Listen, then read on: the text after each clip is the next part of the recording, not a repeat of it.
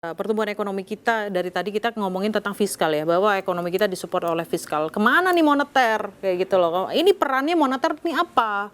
Karena Pak Peri Warjio sebagai Gubernur Bank Indonesia juga berulang kali bilang pro growth kebijakan Bank Indonesia. Tapi apa sih yang dirasakan masyarakat itu apa dari kebijakan moneter itu?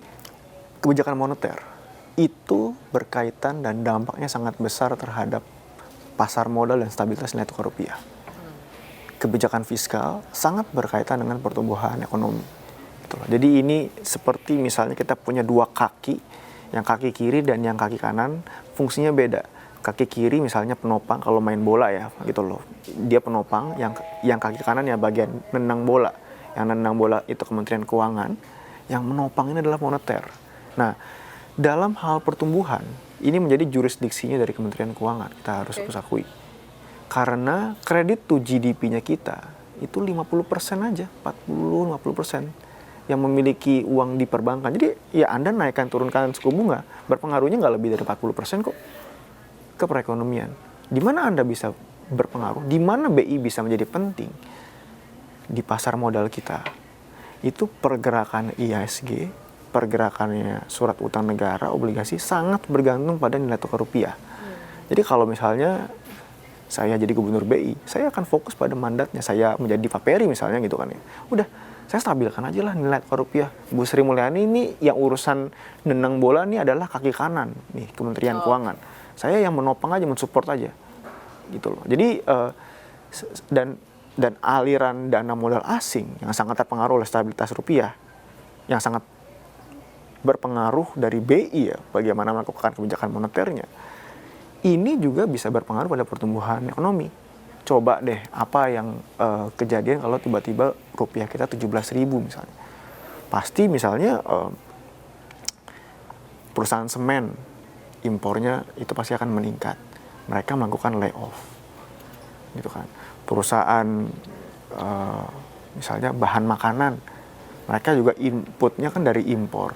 Aduh, sekarang jadi mahal nih karena rupiahnya melemah. BBM, daya beli terpengaruh. Jadi nilai valuta asing itu sangat berpengaruh loh bagi outlook dari pertumbuhan ekonomi. Dan ini kan relatif juga ya. Jadi misalnya nih rupiah yang 17.000 mungkin belum tentu buruk bagi perekonomian. Kalau memang ya mata uangnya itu sedang regional lagi gitu loh. Nah, memang orang Indonesia itu sering terfokusnya pada psikologi-psikologi. Wah, rupiah 17.000, 16.000. Saya itu sudah menganalisa pasar modal Indonesia dari rupiah masih 9.000 loh.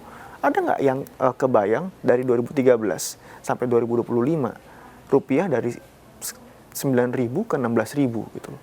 Hampir 100% dari posisi nilai tukar dolar. Tapi itu merupakan satu hal yang normal kok kalau lagi fenomenanya dolar sedang menguat. Gitu loh. Kalau dolar sedang menguat, ya negara-negara yang lain pun juga. Oke, rupiahnya sama, hampir sama lah dengan 98. Fundamentalnya yang membedakan. Itu awam mengertinya gimana? Karena banyak sekali pertanyaan. Ini rupiah kita deket nih nilainya dengan Krismon itu. Memang ya kita tidak bisa menyalahkan awam, tapi memang itu pertanyaan paling sederhana kan? Oke, misalnya saya tuh bilang nasi goreng itu harganya 30.000. Menurut Mega atau pemirsa Kompas TV itu mahal atau murah? Relatif. Nah, misalnya nih, waduh 30.000 ini dulu saya pernah beli harganya di 16.000. Oke. Dulu pada saat saya tahun 2000 saya belinya nasi gorengnya harganya tuh hanya 2.000, 5.000. Sekarang kok 30.000 mahal jadinya kan? Ya. Nah, tapi kan gajinya kita tahun 2000 pendapatannya kan berbeda dengan gajinya sekarang kan. Nah, ini juga mata uang yang sekarang nilai tukar rupiah itu 16.000 harus dibandingkan secara fair. Misalnya yang terkait dengan nilai tukar rupiah kan cadangan devisa. Ya. Itu kan. Cadangan devisanya BI tahun 98 itu hanya 20 miliar dolar. Sekarang kita punya 150 miliar dolar cadangan devisa.